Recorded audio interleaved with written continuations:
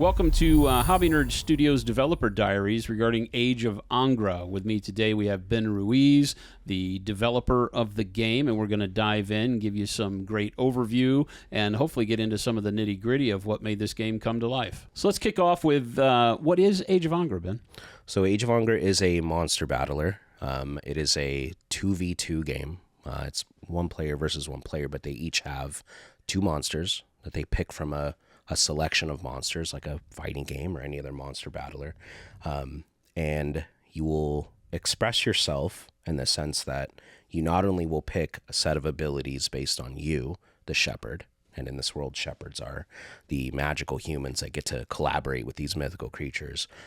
You will not only select your shepherd, but you will select the skills that your creatures are bringing into the battle. So it's very much a build the monster battler team of your dreams in this world and then fight someone else's team. Awesome. Yeah. That's awesome. No, Yeah. Great. So with regards to Angra, what made Angra a thing? Like, where did it start in your head? Give us a rundown. Age of Angra is a game I started to make a few years back. The creative impetus for it was I go to my best friend's house every Sunday, hang out with him and his family. At the time, his kid was into Pokemon, kind of playing with Magic. Pokemon craze was happening a few years back. But, my best friend had said to me, is this game fun? Is this Pokemon game fun? I said, actually, it is. We ended up playing it for 3 or 4 months and having a good time. But it had been years since I'd played any monster battler. And I just kept thinking, these things didn't grow up with us. The whole genre, it remained for everyone, which meant make sure the kids can play. So I just kept thinking about and obsessing, what if these games grew up with us? What would this system look like if it was more strategic, if it was crunchier, if it was more engaging, better combat system? And that's kind of where it came from. Awesome. So the more I was obsessing about this mentally, the more Age of Angra kind of materialized in my brain, and then I started to make it happen from there. Yeah. Cool. So it kind of started with the idea of a card battler, a fighting game in card form based off of that Pokemon. I love it that it didn't really grow up with us. Yeah. It stayed the same, and it had to appeal to a broader base. That's cool. And it's expanded over time. There's so much content, but it hasn't really matured. Yeah, dynamically it's the same. Yeah. You've got the concept of a fighting game that is a little bit more mature, growing up a little bit more with us. Then how did you start to take all of this and kind of walk us through the path of what does day one of a game like this equal to you? Like when you start thinking about mechanics, what does it need to be a grown-up version of the card battler? Yeah. Day one is funny because day one was a disaster. It started with like a very simple representation of the idea. Like I had made some art and I'd put it on. It started with 4 characters. This was a very, very, early primitive version of the game. It started with 4 characters. And I wanted those to be big and clear to give my testers an idea of like, here's what this is going to feel like. So I had one of the big beasts, I had one of the angels, I had the demon. So just like a good cross section. So they could see it right away, even though it was pretty early art. But visually, that's all it was. But mechanically, it was a lot of... I had springboarded off of another card game I'd done like a year or 2 earlier that had good bones, but it didn't have good muscle yet. And so I slapped some muscle on it real quick, put this art on it. And luckily, the testers I had at the time were like, this seems cool, and it seems like it's going to be cool, but you just brought a mess over to my house. So what is this? So day one was a bit of a disaster, but it's fine. That's how it goes. I would say that like, day 2, day 3, these are all 1 week apart from each other. Day 2 and day 3 were a lot stronger. It was, I could pretty immediately tell what needed to happen here, what was missing. And it started to come together mechanically really quickly. And if you could go back and look at those first couple versions, you would see a lot of the game that's there now, just very thin. And so it was just a matter of making it nice and thick and heavy from that point on. But yeah, the idea was communicated pretty successfully early on. Awesome. Was it the kind of things when you say you kind of, it was that dumpster fire stage where you're starting to throw creativity together and find what sticks and what doesn't, right? Yep. Was it the mechanics? Was it all of it that just kind of needed to find its way? Did you have anything that you called your rock center that you could come back to? Like you knew you had these components that had to stay a particular way for it to be the game you envisioned? Yeah, for sure. It started as, from the very beginning, as a 2v2 situation. So like two monsters versus two monsters. And that felt like the very crucial backbone of the whole thing. So luckily that was there from the start. And that kind of remained as the core thing to like make sure that this works. So that was there. It was clear that that was an effective, cool, fun thing to do. And so it was mostly that like the things attached to that were still weak. Hold on to this 2v2 idea and build out from there. Make sure this is good first. And yeah, it succeeded in that way for sure. Very cool. Yeah. Why don't we talk about like once you had that central theme that you were going for with dual monsters, kind of a tag team fighting game with the monsters, the player being the battle shepherd. What then were the other design goals that came out of that led you to the finished game? Yeah. So the design goals, I knew a couple things from the start. I knew that I did not want any chance mechanics. So as much as I have enjoyed the various card games I've played throughout the years, I really, really hate being screwed out of resources. I mean, the worst possible thing is sometimes you just don't get to play, right? And I hate experiences like that. So that was one of the very original design goals was in Age of Angra, there's no dice rolling. There's an Asura where you can roll dice, but that's by choice, right? That's for fun. So there's no getting screwed out of resources. There's no, everyone gets to play every turn. And so that was really important to me for sure. I also knew that I wanted it to be expressive. I wanted there to be a very fun toolkit and a lot of synergies between Shepherd and Asura. And so in the year and a half that I spent testing, I really did get to see a ton of combinations, a ton of really great fun synergies, and I saw people falling in love with different Asura and different Shepherds, and that's super important to me. I want people to really have like their go-to that they rave about, and then when new things come out, they're thinking about the parts they love first, and then sticking those into the strategy they've built. So those were the most important design goals for sure. Be expressive, be skill-based. And then I would say the other important thing was, and truthfully, I got a little derailed by Marvel Snap, which happened, a year or so into development, because it was so fast. And I knew that this was going to change the way things were done for card games for a while, and it's good that it's fast. So around that time, there were some implementations about capping the amount of time you could play, because a great strategy game can go all night. It's kind of the problem with a great strategy game. So I put in this self-locking time constraint. There's only so many turns you can play, and that was really healthy for the game. So yeah, I would say those are the big three. Nice. Yeah. And it really comes through because you have, like you mentioned, the time constraints, the various thematic kind of goal-oriented game mechanics that say, hey, we're going to play this one for 4 rounds. This one's until you kill both Asura. So it gives a good manipulation of variation in gameplay, but also does keep it on pace. Whenever we sit down and play it happens quick and bloody. Yes. It's great. I want to talk a little bit more about falling in love with the combinations and the Shepherd and the Asura that you play. Yeah. Because one of the big things that we found very early on was that combos came from very unlikely sources in Angra. It didn't feel like a game where I had to study a whole lot. I could, if I wanted to delve in and read every ability card and read all of the passives on the Asura and all of the things that are laid out for you. I could study that if that was my gig. Me, I'm more of a, hey, let's get down and dirty, open the game, play the game. And what I found is that during the course of gameplay, reading a card and light bulbs would constantly be going off. Yeah. So talk a little bit about how you managed creating that kind of open feel with so many, because the base game has 9 Asura in it. Each of those Asura has 6 skills that you can choose from, 4 of which you will take to the battle. Yep. So that's a lot of stuff, right? It's a lot of stuff to read, a lot of stuff to get under you. But how did you find yourself gaining ground, so to speak, in making sure that all of those abilities didn't just feel good for that one monster, but they felt good with whatever monster you wanted to pair it with?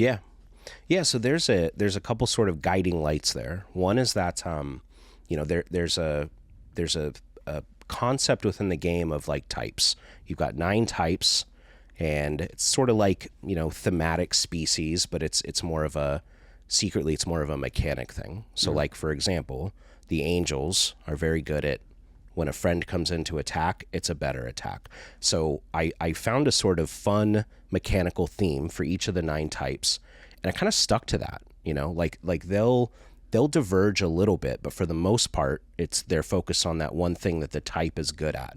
And so implementing that constraint, like up here, helped make sure that the possibility space on one Asura wasn't enormous.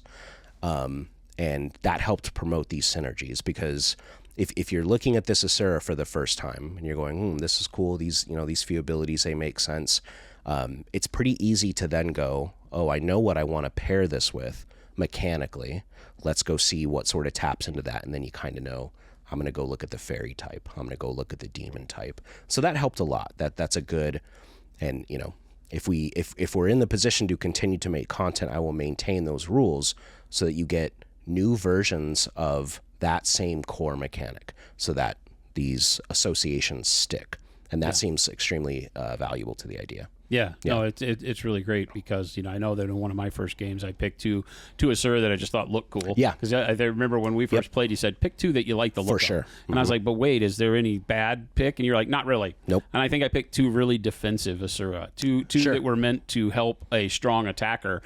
So between them, I didn't feel like I had a strong attacker. But as I started reading the abilities, I'm like, oh, I'm not going to die. Right. Like, I am not able to die. Yep. So I'm just going to chink away at you. And it was a very close fought battle, even though at face value, it didn't seem like I had a power, right, a level equal to my opponent. And I felt like that was really energetic for me, because it was like, oh, it made me want to go and find out all the other synergies that could happen. Awesome. You mentioned that you hate the chance mechanics. Let's talk a little bit about the fact that the game isn't chance based, that it really does allow you, because you mentioned that you wanted to make sure that everybody gets to play every turn, and that you didn't want to leave things up to like resources not being available for you. So walk us through picking a pair of Asura and a Shepherd and the abilities, and what that does for a player to kind of lock the experience in. So there's a very important universal idea across all Asura, and that's, it doesn't cost you anything to use one of their skills. It just puts it on cooldown for X turns.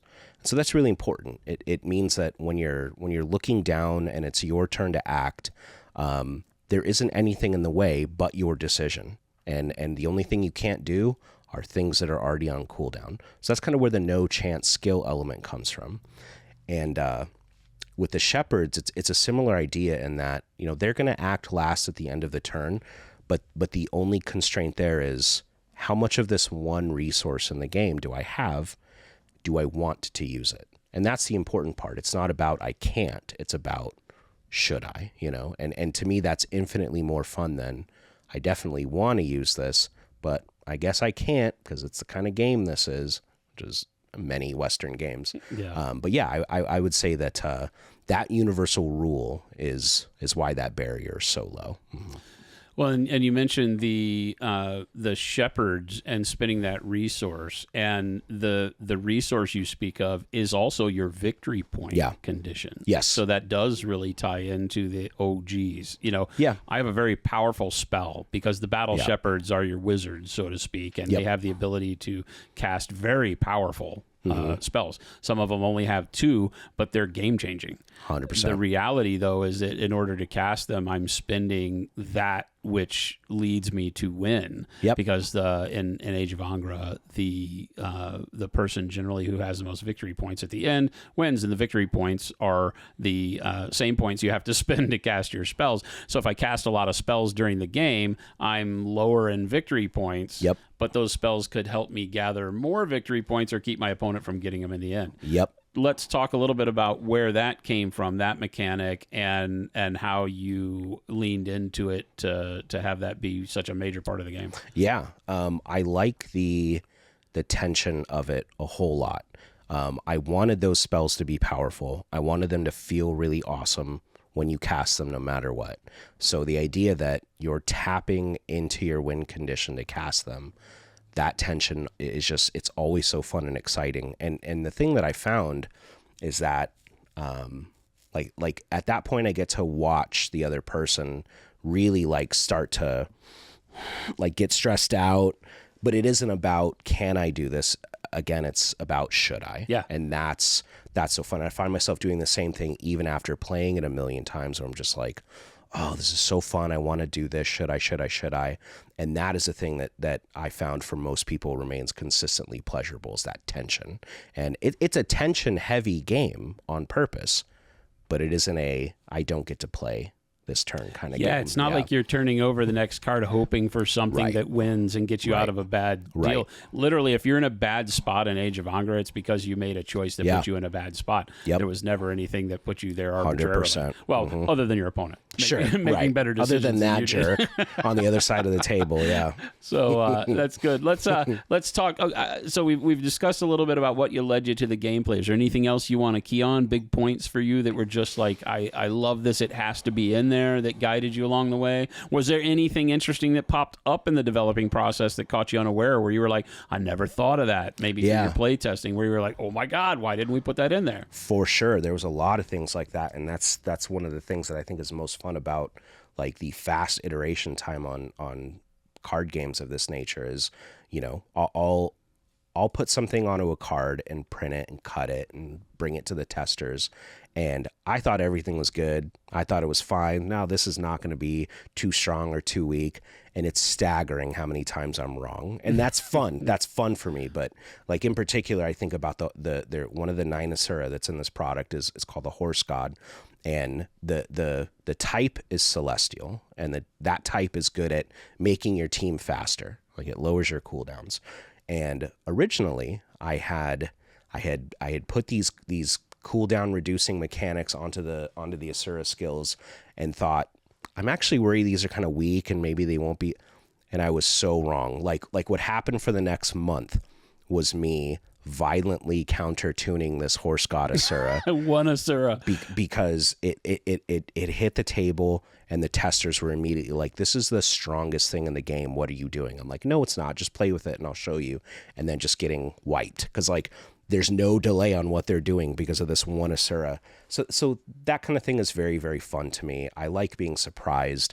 I like seeing when testers do things I didn't think about or when I'm just wrong about a power level.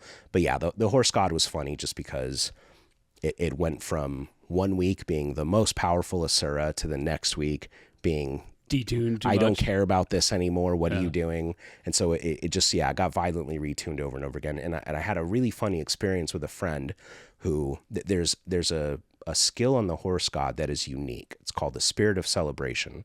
There's not a lot of skills that don't do damage. There's very few. But this one doesn't. And I thought, a skill that doesn't do damage, that's a fun idea. Let's lean into this. And I was in a situation where I thought it was tuned nicely after a couple rounds of iteration, and I played with this friend who already loved the Horse God, and he ruined the game with this specific skill. He just absolutely ruined it, and I thought it was so funny. And he goes, I know you're going to change this card. I know it's toast. Can you sign this? And I'm going to take it home and sleeve it, so that I can tell the world someday that like you're this could have been. I want to tell the world someday that you're an idiot. And I'm like, yeah, go for it. So it was really fun, like signing a card. He's got it sleeved, but it was such a, like, looking at that text now, I'm just like, what was I thinking? Holy crap. I completely thought this was under control. But yeah, like I said, I love events like that. It's so fun. Yeah. But, you know, when you've got testers and you can keep making, those things will iron themselves out. Yeah, that's awesome. And that really is, you speak to the iterative process again, and that is true, is when you can, like I said, you can write on the back of a napkin, shove it in a card sleeve, try this instead. Yeah. You can do it live, Yeah. you know, and you can make those changes and get to points where you didn't think you would get, or ideas that you never would have had otherwise, which I think is awesome. Yeah. Yeah, that's fantastic. You've done a really good job of bringing your video game love to the forefront in Angra.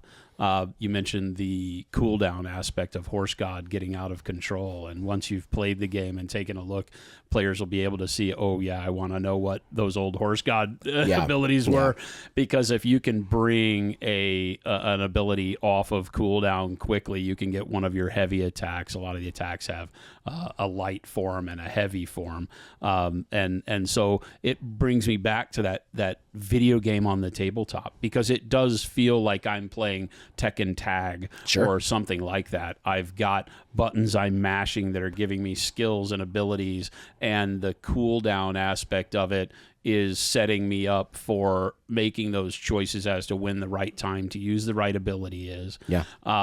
Let's discuss a little bit about how much of that came from the bridging between your video game background and the tabletop. Yeah, I would say there's a whole lot of bridging there. I love combat systems so much, and not just player versus monster systems, but I also love player versus player fighting games a lot. I love them to death. And so there's been throughout history a handful of really fun tag team style fighting games. But because of the nature of the game, it's so fast. You know, the way you make decisions in a real-time fighting game is very different than the way you make decisions in a card game, in which you've got a moment to think and etc. So it was a lot of thinking about, you know, Marvel versus Capcom. There's a lot of thinking about Tekken Tag, these kind of really great experiences, and how it could look and feel if you got a moment to think first. And so that's a big part of the inspiration for sure, because, you know, I love those experiences very much, but while I'm playing with a friend and we're really into it and we're an hour or two in and I'm starting to feel my brain melt, it'd be nice if this could like go into slow motion a little bit for a second so I could think again. I want to keep having fun and keep making decisions, but this is such a fast and frantic environment. So yeah, that's a really big, meaningful part of it is having that feeling, but at a slower pace in which you get to very carefully make those decisions. Yeah. And I'm absolutely thinking about these fighting games all the time because they look and feel awesome. Even when you're messing up and having a bad day, they still look and feel awesome. So yeah, a lot of that's piped in. Awesome.